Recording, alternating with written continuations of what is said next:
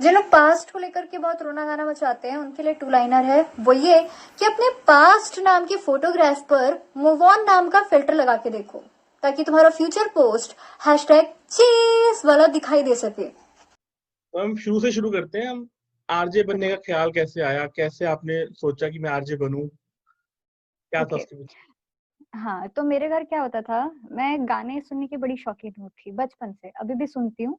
और मेरे साथ दिक्कत है, अगर मैं गाने नहीं सुन रही हूँ तो मेरा काम नहीं होता है। तो गाने सुनने की मुझे बहुत गंदी आदत है। बचपन में अगर मैं होमवर्क भी कर रही होती थी तो मुझे गाने चाहिए होते थे।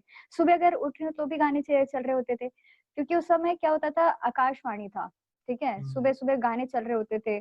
और करीब 7 से 8 बजे वाले आर पे नए गाने होते थे, तो मुझे अच्छा लगता था सुनना।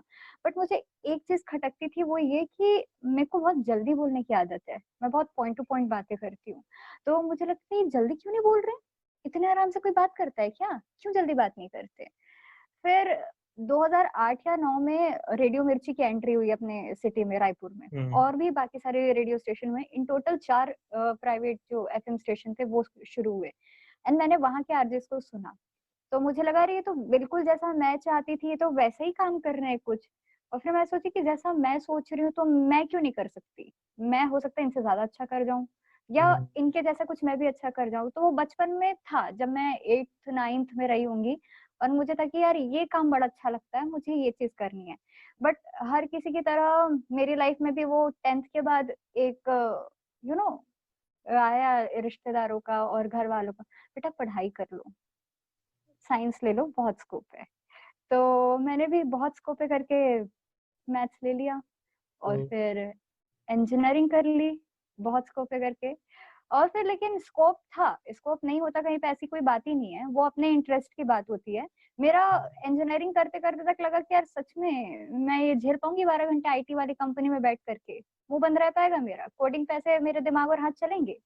तो फिर जब ग्रेजुएशन कंप्लीट होने को आया तो मैंने घर पे बोल दिया था कि भाई अब तो मेरे को स्विच करना है, मेरे को आरजे बनना है। तो बचपन से मेरा मन था इस फील्ड पे काम करने का, लेकिन इस फील्ड पे काम करना मैंने ग्रेजुएशन के बाद शुरू किया, इंटर्नशिप की, देन आरजे बनी एंड ऑल। इंटर्नशिप दूसरे रेडियो स्टेशन में, देन बहुत सारे, मतलब मैं मिर्ची में आई, और फिर पूछा मैंने कि वैकेंसी है, वैकेंसी है, 2-3 राउंड मारा मैंने, हाँ है। उसके बाद इंटरव्यू, देन ढेर सारे ऑडिशंस, वो सारे क्लियर हुए, एंड देन फिर बन गया अपन आरजे।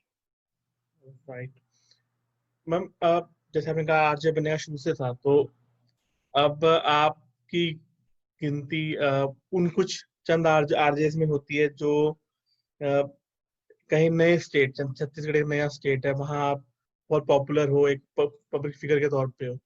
तो एक आरजी की लाइफ, छोटे सेंटर की बात हम करते हैं, जैसे बड़े सेंटर की बात हम करेंगे तो दिल्ली कहें, बैंगलोर कहें, मुंबई कहें, उसके मुकाबले एक अलग तरह की लाइफ होती है, कनेक्टिविटी अलग तरह की होती है। तो कैसी लाइफ है हाँ, आपकी एज आरजे, अगर मैं बात करूँ तो छत्तीसगढ़ के अंदर इस समय? छत्तीसगढ़ के अंदर इस समय अगर मैं बात करूं, तो यार अगर हम जैसे ऑन ग्राउंड जाते हैं और कोई हमको जानता है, तो वो हमको इतना सुन चुके होते हैं कि वो हमसे कनेक्ट फील करते हैं, हम उसको, वो हमको एज अ फ्रेंड समझने लगते हैं। एंड वो ट्रीट भी वैसे ही करते हैं। मतलब अगर मैं कोई रिलेटेबल बातें कर रही हूँ, कुछ चीजें सामने वाले को सुन के लगता है अरे मेरे साथ भी ऐसा होता है, एंड ये जो बंदी है कुछ अपने जैसी है, तो उनके साथ अगर जब आप इंटरेक्ट करने ऑन ग्राउंड निकलते हो ना, तो उनको लगता है कि आप उनके दोस्त हो। और उनको सच में वो उनको ऐसा लग रहा होता है कि वो सच में अपने मन की आके बात कुछ बक के चले भी जाएंगे, ऐसा होता है। तो ये है कि कनेक्टिविटी काफी अच्छी हो जाती है लोगों के साथ, आपको बहुत अलग अलग टाइप के लोगों से हर दिन मिलने का मौका मिलता है और समझने का मौका मिलता है। कई बार ऐसा होता है कि जो चीज आप एक स्टूडियो में बैठ करके कॉल पिक करके समझ नहीं सकते, कई बार चीजें आप देख करके समझते हो कि अलग अलग टाइप के लोग हैं। तो मेरे को अलग अलग टाइप के लोग मिलते हैं, और उनका थॉट प्रोसेस क्या है ये समझने का मौका मिलता है। और जब मैं उनके थॉट प्रोसेस समझ पाती हूँ ना, तो मुझे अपने शो पे काम करने पे और थोड़ी आसानी जाती है कि ठीक है इस टाइप के लोग यहाँ पे है, तो मुझे ऐसी बात करनी है, ये है। राइट। हाँ, तो मैम आप जैसे आप, मैंने देखा आपकी कुछ लाइव सेशन भी देखे मैंने पिछले कुछ टाइम में, एक दो मैंने रन की देखे। तो आप छत्तीसगढ़िया में बात करने, लोग भी आपको बात करते हैं, आपसे लिखते हैं आपको, और आप भी उससे बात करने की कोशिश करते हो, आप उसको एक, कह सकते हैं आप उसके बारे में एक उठाने की कोशिश करते हो उस टॉपिक को कि छत्तीसगढ़िया में बात करो, करनी भी चाहिए। हाँ हाँ तो वो- अम, उसके बारे में बताओ। हाँ, देखो, आप अगर कहीं पे जाओगे महाराष्ट्र, वहाँ पे आपको लोग मराठी बोलते दिखते हैं, गुजरात गुजराती बोलते दिखते हैं, डज़न्ट मैटर कि कौन किस कास्ट का है, राइट ठीक राइट। है? वो क्योंकि उनका रीजन है एंड उनको बाय डिफॉल्ट वो चीज़ आती है एंड वो कम्युनिकेट भी करते हैं। अगर बाज़ार जा रहे हैं, तो बाज़ार में उसी भाषा पे वो चीज़ें माँग रहे हैं। लेकिन छत्तीसगढ़ में एक छोटी-सी प्रॉब्लम ये है कि छत्तीसगढ़ी सबको समझ में आती है। जो यहाँ का है, उसको समझ में आती है, भले उसे बोलना नहीं आता होगा। और जिनको बोलना आता है उनके अंदर हेजिटेशन है कि वो बोलते नहीं है। और मेरे मेरे मन में एक शुरू शुरू से ना एक चीज आई थी जब मैं आरजे बनी थी कि ठीक है, आरजे मेरा ड्रीम था बनना, लेकिन मैं ऐसा कुछ क्या कर रही हूँ, ऐसा क्या चेंजेस ला रही हूँ सोसाइटी में, जो मतलब कुछ तो कंट्रीब्यूशन हो मेरे काम का इस सोसाइटी में। तो मैंने एक चीज सोच रखी थी कि अपने तरफ से जितना कोशिश हो सके मैं यहाँ की चीजों को प्रमोट करूंगी, चाहे वो आर्टिस्ट हो, रीजनल डायलेक्ट हो, कोई भी चीज हो। यहाँ की चीजें जो अंडररेटेड है उनको सामने लेकर के आऊंगी। तो सबसे पहला चीज ये था कि जो हमारी बोली है छत्तीसगढ़ी, जो लोग हेजिटेट करते हैं, बोलते नहीं है, और जिन्हें बोलना आता है वो भी थोड़ा यूं करते हैं, तो उनको ऐसा था कि नहीं, अपनी बोली है, अपने स्टेट का है, तुम बोलोगे तब जाके कोई और बोलेगा, पहले तुम उसकी इज्जत करो। इसलिए मतलब मैं किसी को फोर्स नहीं करती कि आपको बोलना ही है, बस मैं राइट। मन मन से हेजिटेशन हटाना चाहती हूँ लोगों के, कि भाई आपकी स्टेट की चीज है तो आप क्यों ना उसे अच्छे से ट्रीट करो और बोलो, प्रमोट करो। तो बस मेरा एक थॉट प्रोसेस है कि छत्तीसगढ़ी लोग बोलें, जाने, समझे। मैम और होना भी चाहिए। मैं ये समझता हूँ कि आप जो लोकल, आपको एक यूनिकनेस लाके लेके आता है। अब इंडिया, डाइवर्सिटी इंडिया में बहुत ज्यादा है, डिफरेंट कास्ट, रिलीजन्स, बोली, डायलेक्ट। तो आपको एक अलग अलग सा भी होना चाहिए। तो अच्छा लगता है कि लोकल आप चीज को प्रमोट कर रहे हो, अच्छी बात है वो। तो मुझे बहुत अच्छी लगी वो चीज। बहुत कम लोग कर पाते हैं, उठा पाते हैं लोकल टॉपिक्स को। वो नेशनल लेवल पे ज्यादा चलते हैं कि भाई नेशनल लेवल पे हो रहा है वही करना है हमारे को। तो वो एक डिफरेंट चीज है हाँ, और होनी भी चाहिए मेरे ख्याल से। क्योंकि आजकल के अगर आप लोगों को देखो, चीजें डिजिटल हो गई है एंड हम्म। उसी थॉट प्रोसेस से लोग क्या करते हैं कि हिंदी में बना लेते हैं या इंग्लिश में बना लेते हैं। ज्यादातर लोग हिंदी में बनाना प्रेफर करते हैं, वो ज्यादा लोगों तक रीच कर जाएगी करके। बट ठीक है, हिंदी पे मैं भी बनाती हूँ चीजें, लेकिन जब मुझे लगता है कि कुछ चीजें अगर मैं छत्तीसगढ़ी में प्रेजेंट कर सकती हूँ तो क्यों ना करूँ मैं। तो कम से कम भले वो मेरे स्टेट तक सीमित रहेगा, पर मेरे अपने लोगों को वो चीज समझ तो आएगी। हो समझ सकता है कुछ आएगी। चीज उनको पहले समझ में नहीं आती थी, बट मेरे बोलने के बाद उनको उस चीज का सेंस समझ में आने लगा, उनको वो चीज समझ में आने लगी। तो मैं भी वो भी, अगर मेरे को सुन के अगर 10 लोग भी शुरू करते हैं तो मेरे लिए या मेरे स्टेट के लिए वो बहुत अच्छी बात है ना। राइट। होना नहीं, अच्छी बात, चीज है मेरे को। और विद इन द स्टेट भी रीच बढ़ती है, उससे भी ऑटोमेटिकली लोगों पर, हाँ बाहर के लोगों पर चलता है कि भाई हाँ, ये भी एक डायलेक्ट है। हाँ जैसे हाँ। गढ़वाली है, वो एक लैंग्वेज नहीं होती, वो भी डायलेक्ट है, तो लोग उसमें जी बात करते हैं। वो जी पहचान है उनकी अलग तरह की। तो ठीक होना भी जी चाहिए मेरे को लगता है लोकली। क्या लोकली जी। फिजिबल होना बहुत जरूरी है। इनफैक्ट तो हमने खुद ही बात करी चीफ मिनिस्टर साहब के साथ आपके इंटरव्यूज की। जी तो कितना कितना अच्छा लगता है जब आपका, आप जो स्टेट को रन कर रहा है, एडमिनिस्ट्रेशन रन कर रहा है, उसके साथ आप बैठ के इंटरव्यू कर रहे हो। तो एक अलग तरह की फीलिंग आती है कि हाँ यार, बात है उनमें भी कुछ बात है, मुझ में भी कुछ बात है कि मैं बैठी हूँ इनके साथ, आज इंटरव्यू कर रही हूँ उनका। जी, बिल्कुल, वो प्राउड जो फीलिंग होती है वो बहुत अच्छी लगती है। क्योंकि मेरे साथ ना एक जैसे घर में कई बार ऐसा होता है ना, लव मैरिज के लिए लोग नाटक कर रहे होते हैं। मेरे साथ मेरी नौकरी के लिए बड़ी नाटक हुए थे मेरे घर पे। मैं अपने लास्ट राउंड ऑडिशन के लिए घर से भागी थी इनफैक्ट मुंबई।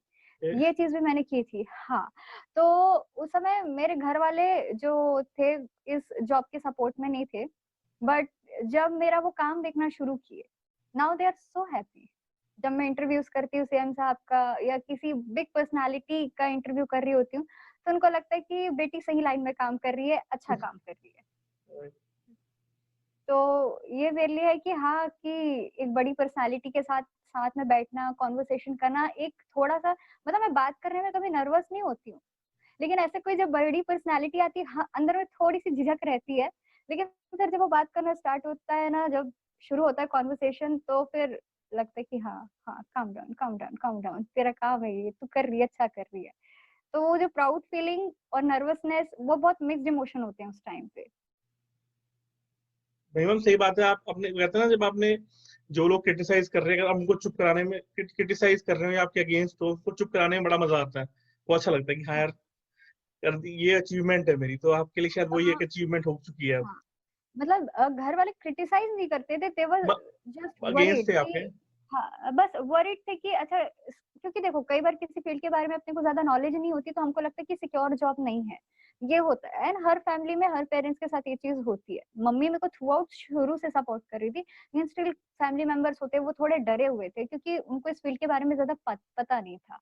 फिर जब मैं इस जॉब में आई, उनको समझाना शुरू की, उनको वो चीजें अच्छी लगने लगी, उनको मेरा काम दिख रहा है, तो अब सब सपोर्ट करते हैं, सब खुश हैं। राइट राइट, ये अच्छी बात है ये भी। मैम आपकी एक बहुत मैं आपके सब वीडियोस देखे, आपकी जो बात आप लिखते भी हो, रिचा की राय जैसे कि आप हाँ कहते हो, हाँ तो आपका एक बहुत ही सॉलिड स्टैंड होता है चीजों को लेके। बहुत आप कहते हैं ना, जब आप किसी की बात करके ठोस बात करते हो आप बहुत, हाँ। तो क्या ये आपकी समटाइम्स पर्सनालिटी का एक पार्ट है? पर्सनालिटी का पार्ट है? पर्सनालिटी का पार्ट नहीं, पर्सनालिटी ऐसी है लाइक मैं कई बार मैं बहुत स्ट्रेट फॉरवर्ड पर्सन हूँ, और हम्म, समटाइम्स मेरे को ऐसा लगता है कि मैं साउंड रूट करती हूँ, और वो मेरा इंटेंशनली मैं मीन नहीं करती उस चीज को। मतलब मैं कोई बात अपनी, वो सिर्फ मैं अपनी ओपिनियन रख रही होती हूँ, मैं सामने वाले की ओपिनियन की भी रिस्पेक्ट करती हूँ और अपनी भी। लेकिन हम्म, मेरा ऐसा है कि अगर मैं किसी चीज के बारे में बोल रही हूँ तो हाँ भाई वो मेरी ओपिनियन है तो है। सामने वाले को कई बार बुरा भी लग जाता है मेरी ओपिनियन सुन करके, तो उसके बाद ऐसा लगता है कि आई कांट हेल्प। वो बस एक स्ट्रेट फॉरवर्ड पर्सन जैसा होता है ना, ब्लंट, मैं प्लन। बस वही हूँ। हाँ, तो वो काफी आपको पढ़ के लगता होगी, काफी कई बार आपको रूड लग रही होती होंगी, कहीं पे एकदम सीधे तंज कस रही हूँ लगता होगा, कहीं पे लगता है कि एकदम ऑन पॉइंट बोल रही है। तो बस एक है वैसी मेरी पर्सनालिटी, एकदम straight forward, point two point. नहीं, स्ट्रेट फॉरवर्ड आप हो, क्योंकि उसका रीजन ये है कि मैं ये बात करने का मोटिव ये था, क्या होता है जब आप एक बार मीडिया फिगर बन जाते हो ना, कई बार आप पब्लिक फिगर बन जाते हो, हाँ तो आप कई बार डिप्लोमेटिक करेक्ट होना की कोशिश करते हो कि नहीं यार ये बात है ना, तो इसको ना ऐसे बोलती हूँ ताकि ना मुझे लोग क्रिटिसाइज करें, ना मेरे फेवर में बोले, और मैं अपनी बात भी बोल दूं। पर आपके केस में मैंने एक बार नोट करी कि आप जो राय होती है वो एक, मैं कहता ना, एक सिंगल था में रखते हो कि भाई हाँ ये है तो इसका ये मतलब है हाँ मेरे लिए, हाँ तो वो बहुत हाँ अलग चीज है।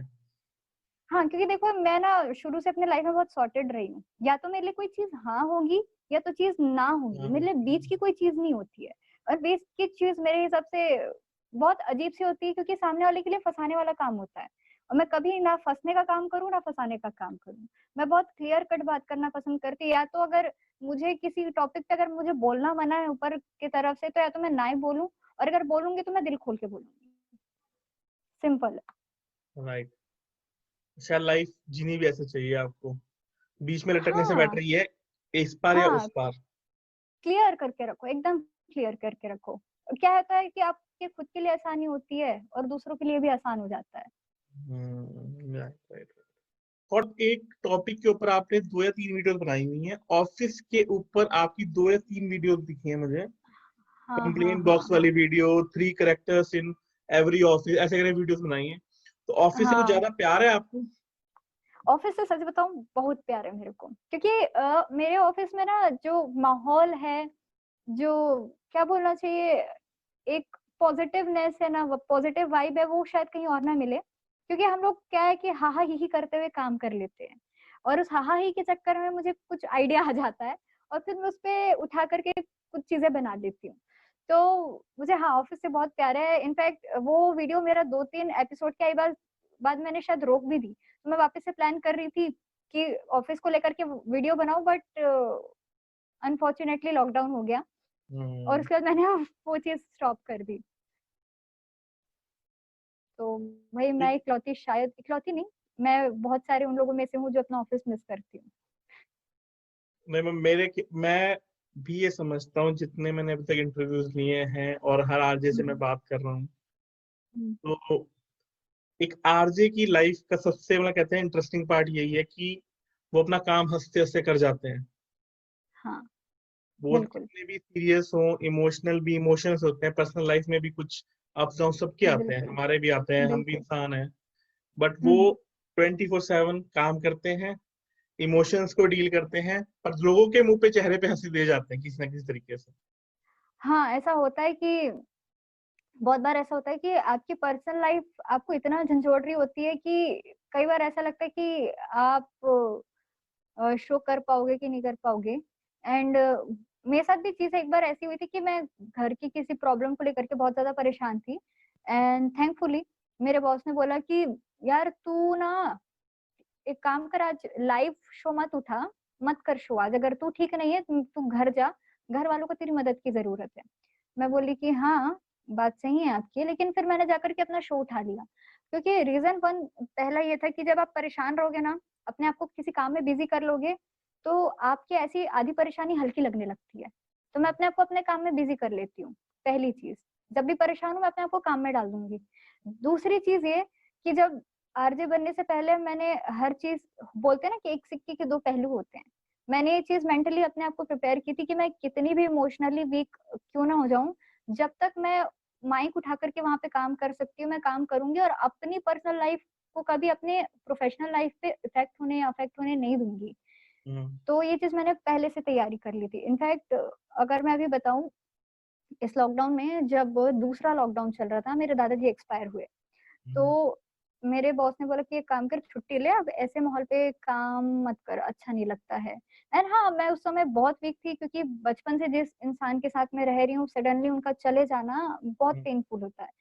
तो हफ्ते भर, आई गेस हफ्ते भर भी नहीं, ऑफ मैंने लिया होगा, उसके बाद लगा कि यार, कि मेरे दादाजी खुश तो होते थे मेरे को काम करते देख, वो मुझे सुन के बहुत खुश होते थे। तो जिस चीज़ से वो खुश होते थे, उस चीज़ को मैं कैसे लंबे टाइम तक छोड़ सकती हूँ। तो मैंने अपना हम्म, काम वापस से रिज़्यूम कर लिया था, ये सोच के। right, वही तो इ इमोशंस कंट्रोल करना भी एक पार्ट है आपकी जॉब, हर आरजे की जॉब हाँ, प्रोफाइल का, मेरे को हर भी लगता आरजे है ये का। बात।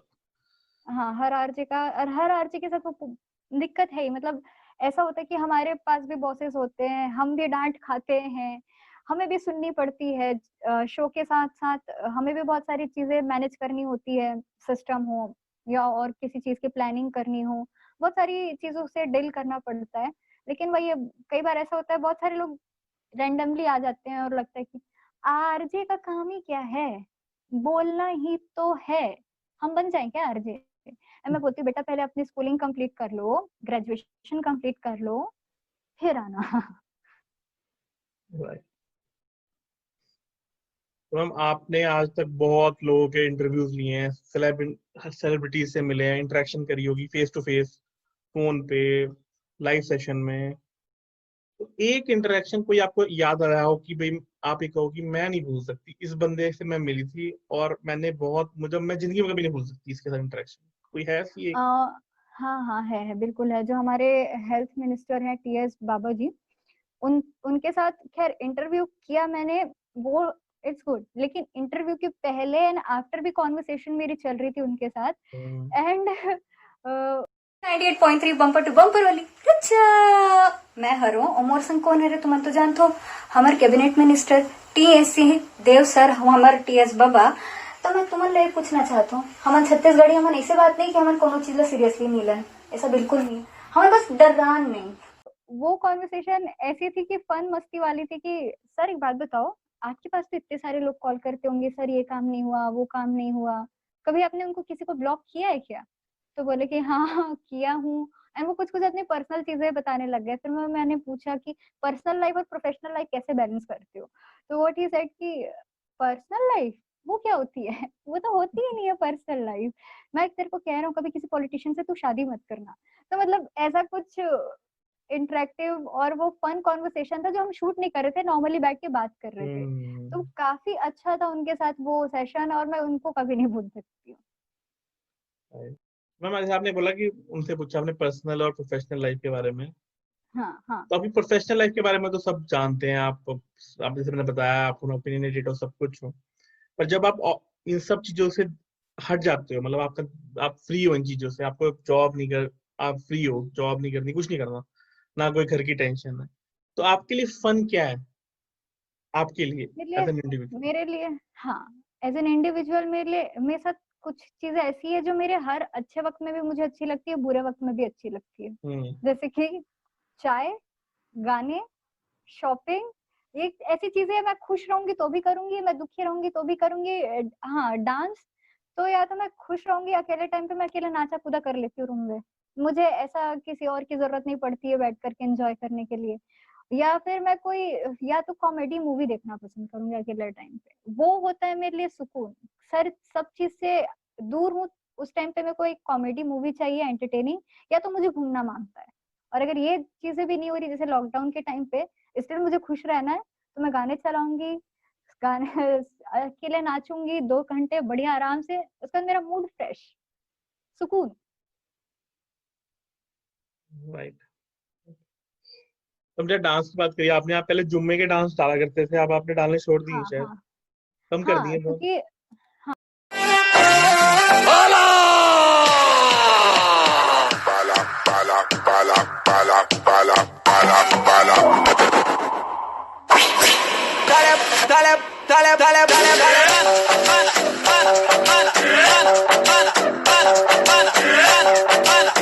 एक्चुअली जब मैं जुम्मा डांस करती थी, पूरे ऑफिस वाले को बोल के आती थी कि देखो आज डांस करना है, सब अपना काम निपटा के आना। तो जितने मतलब सिर्फ ऐसा होता था कि मेरे डिपार्टमेंट वाले नहीं, जो सेल्स डिपार्टमेंट वाले होते थे वो भी होते थे उस डांस में। तो मैंने पूरे ऑफिस वाले को इनवाइट करना होता था, सबको इनवाइट करके आती थी, आज इतने बजे सब अपन छत में जा रहे हैं या उस प्रैक्टिस वाले रूम में जा रहे हैं, तैयार रहना। उस हिसाब से लोग काम खत्म करते थे और आते थे। और मेरे फ्रेंड था कोरियोग्राफर, वो हमको कोरियोग्राफी के लिए आता था। लेकिन जब से लॉकडाउन हुआ तब से सब बंद, और उसके बाद ऐसा था कि अब क्या नाचे हम कैसे सुन सुन के परेशान हो रहे, क्या ही नाचे। तो उसके बाद से हाँ, बहुत सारी चीजें लॉकडाउन की वजह से रुक गई।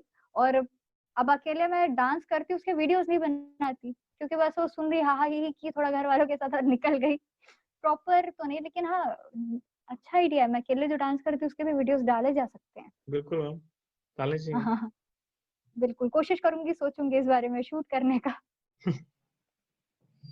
मैम लास्ट 2 क्वेश्चन मेरे यही, उसमें से पहला क्वेश्चन ये होगा आपका, मैंने एक चीज जो एक सोशल एक्सपेरिमेंट आपने किया था लोगों के बीच जाकर जी बहुत पहले, जी एक ऐसी चीज के ऊपर कि किसी भी लड़की के लिए वो करना उस टाइम में एक बहुत बड़ी बात थी।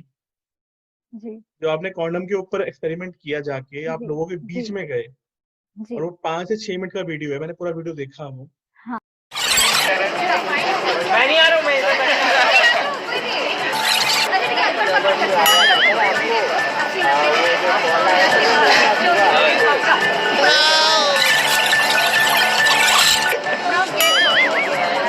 इसको गैस करने के मेरे हाथ में क्या है? हाँ, पैकेट के अंदर क्या है?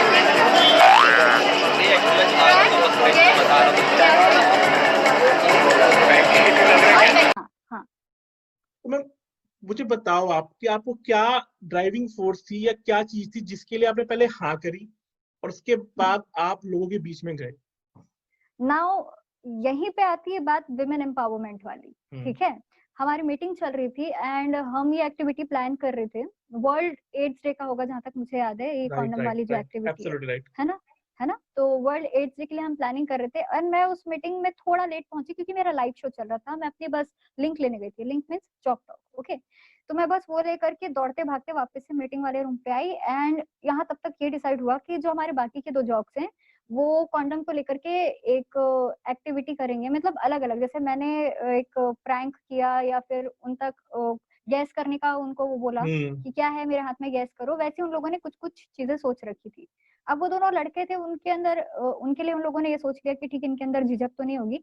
बट उन्होंने मुझे मौका दिया कि आप ये करना चाहोगी ऋचा, क्या करना चाहोगे अगर कॉन्डम को लेकर के तुमको एक्टिविटी दी जाए तो।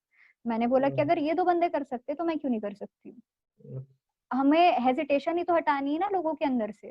तो अगर ये काम अगर लड़की नहीं करेगी तो लोगों के अंदर से हेजिटेशन कैसे हटेगा। तो मैंने बोला कि जब ये 2 जॉब कर सकते तो मैं क्यों नहीं कर सकती हूँ। बराबरी का मौका मिलना चाहिए, जितना उनको मिल रहा है उतना तो मुझे भी। तो उन्होंने था कि हाँ हम तुमको मौका दे रहे हैं, बस हम ये तुम पर छोड़ते कि तुम ये करना चाहोगे कि नहीं करना चाहोगे। अगर तुम नहीं करना चाहती हो तो हम तुमको फोर्स भी नहीं करेंगे, और अगर करना चाहोगे तो फुल सपोर्ट है हमारा। तो ये मेरे ऑफिस वालों के साथ एक कॉन्वर्सेशन थी कि कॉन्डम को लेकर के एक्टिविटी करनी है कि नहीं करनी है। मेरा ऐसा था विदाउट अ सेकंड, मतलब दोबारा सोचने की भी मुझे जरूरत भी नहीं पड़ी होगी, मैंने जाते बोला हाँ करेंगे, क्यों नहीं करेंगे, बिल्कुल करेंगे। क्योंकि आजकल के टाइम में क्या है, सब बच्चे, सब लोग सब कुछ समझते हैं। इनफैक्ट आजकल के बच्चे बहुत तेज हैं, जरूरत से ज्यादा तेज हैं। तो भाई अगर जब तेज हो ना, तो उनको ऐसे कंट्रोल करने की भी जरूरत है, उनको चीजें समझाने की भी जरूरत है, what is right what is wrong. तो मुझे था कि करना चाहिए, बिल्कुल करना चाहिए। रियली मैं मतलब जब मैंने वीडियो देखी, मैंने वो वीडियो पूरी देखी और मुझे बहुत अच्छा इस वजह से लगा कि जैसा आपने कहा वुमेन एम्पावरमेंट, मतलब वो एक एक्चुअल में मिसाल है कि कैसे आप बराबरी का स्थान दे सकते हो दोनों को, अगर आप चाहो तो, आपके अंदर वो जी हिम्मत हो तो। जी। तो इसका क्रेडिट मतलब मैं अपने ऑफिस वालों को भी देती हूँ कि बिल्कुल ठीक है, बिल्कुल। उन्होंने कभी मतलब मुझे इस चीज को लेकर के फोर्स नहीं किया। और ये भी है कि जब मैंने डिसाइड किया कि मुझे करना है, तो बकायदा पूरा सपोर्ट भी किया। वो पूरे टाइम मतलब भले वो कैमरे के सामने नहीं थे, बट वो आसपास थे, पता है मेरे पूरे ऑफिस वाले उस वक्त उस एरिया में थे। जस्ट बिकॉज कि अगर कोई मुझ पे यू नेवर नो कि आपको कौन कैसा हाँ इंसान कहाँ मिल जाए। अलग अलग राइट। थॉट प्रोसेस है, कोई आपको खुल के एक्सेप्ट करेगा, कोई आप पे भड़क जाएगा, यू नेवर नो।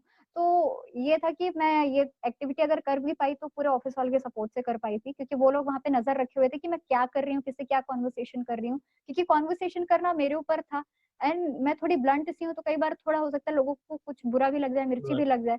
तो उनको ये भी था कि ये लड़की थोड़ी सी ना संभालनी पड़ेगी, ये इसको थोड़ा देखना पड़ेगा। तो वो सब थे वहां पे। तो दैट वाज सबका मिला जुला काम।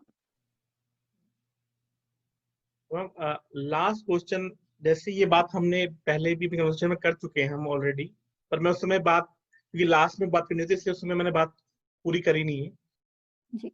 जैसे कि आपने खुद ही बोला था अभी थोड़ी देर पहले कि हम्म लोग बोलते हैं आरजे है क्या, 4 घंटे आता है बोल के चला जाता है, ऐसी हम्म मेंटेलिटी हम्म लोगों में है।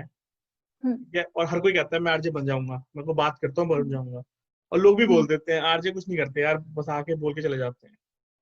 उन हम्म लोगों के लिए अगर मैं आपको कहूँ कि आपको एक मैसेज उन लोगों तक पहुंचाना है जो ये बात कहते हैं, हम्म। या वो लोग जो कहते हैं आरजे काम कुछ नहीं है, इजी काम है, तो उनको आप एक मैसेज अगर देना चाहोगे तो क्या मैसेज देना चाहोगे? यार देखो, आरजे का काम इतना इजी नहीं है जितना आप सोचते कि व्हाट्सएप का एक मैसेज फॉरवर्ड करना उतना आसान जितना नहीं है। अगर आरजे 4 घंटे का शो करता है ना, तो उसके 2 से ढाई घंटे पहले वो रिसर्च करता है कि इसको किस टॉपिक पे बात करनी है। और अगर वो टॉपिक सर्च कर रहा है अपने शो के लिए, तो उसकी कितना ऑथेंटिक है कि नहीं है, वो सारी चीजें वो क्रॉस चेक करता है। रिसर्च वक्त पे वो लिटरली बैठता है। अगर वो एक शो कर रहा है और उसके सर पे अगर 2 शो है, तो माशाअल्लाह वो दिन भर उसका 8 से 9 घंटे का काम बन जाता है, रिसर्च करना एंड शो करना। एंड सिर्फ ऐसा थोड़ी कि अरे इन्फॉर्मेशन दे दी और हो गया, बात खत्म। ये भी नहीं हो सकता ना। एक आरजे समवन जिसकी खुद की एक ओपिनियन होनी चाहिए, जो सामने वाले के चेहरे पे स्माइल ले आए, या किसी कई बार ऐसा भी होता है कि सामने वाले के चेहरे पे वो आंसू भी ले आता है। कई बार मुद्दा ऐसा होता है कि सामने वाले को रुलाने का भी वो हुनर रखता है, हंसाने का भी वो हुनर रखता है। तो आरजे ऐसा नहीं कि सिर्फ वो आया और कुछ भी बोल दिया। कुछ भी नहीं बोल सकते हो, सबसे बड़ी चीज है आपको यहाँ पे। आरजे वो बन सकता है जिसे अच्छे से पता हो कि क्या नहीं बोलना है। हम्म। बोलने के लिए तो लोग बहुत कुछ बोलते हैं, हर मतलब हर कोई ना कोई कहीं कुछ ना कुछ बोल ही रहा है। लेकिन जिस इंसान को ये पता है ना कि क्या नहीं बोलना है, भाई तुम आरजे हो। और क्रिएटिविटी, हाँ, अगर आप कुछ लगता है कि आप कुछ क्रिएट कर सकते हो, कुछ आप कहीं ना कहीं एक यूनिकनेस होती है हर इंसान में कोई ना कोई। वो यूनिकनेस अगर आप में एक पागलपन है, थोड़े से क्रैक रखते हो, तो भाई तुम आरजे हो। ये सारी चीजें हैं कि यार आरजे का काम आसान है तो नहीं यार। हम लोग बहुत सारे रिसर्च वर्क करते हैं, उसके हम्म। बारे में सोचते हैं, पूरा उसको फ्रेम करते हैं, फिर जाकर के बोलते हैं। ऑल्सो सिर्फ बोलना ही काम नहीं होता, उस समय सिस्टम हैंडल करना भी ऑल्सो एक टास्क होता है कि कहीं वो मिसमैनेज ना हो जाए। नहीं तो टेक्निकली बहुत सारे इश्यूज हो सकते हैं और उसके बाद तुम्हें अच्छी सी लताड़ लग सकती है। तो दो चीजें एक साथ मैनेज करना उस समय थोड़ा, इनफैक्ट तीसरा जो होता है अपने इमोशंस। तीन हम्म। चीजें। कई बार ऐसा होता है कि आप किसी टॉपिक पे ओवर इमोशनल भी नहीं हो सकते, आप ब्रेक डाउन नहीं हो सकते वहां पे जाकर के किसी और को ब्रेक डाउन कर दो, है ना। कि ऐसा नहीं है कि लोग जो आपको सुन रहे हैं दिन भर नेगेटिव न्यूज सुन रहे हैं, चौथे आप आए और उसके बाद लोगों को रुला के चलती है, ये भी नहीं हो सकता।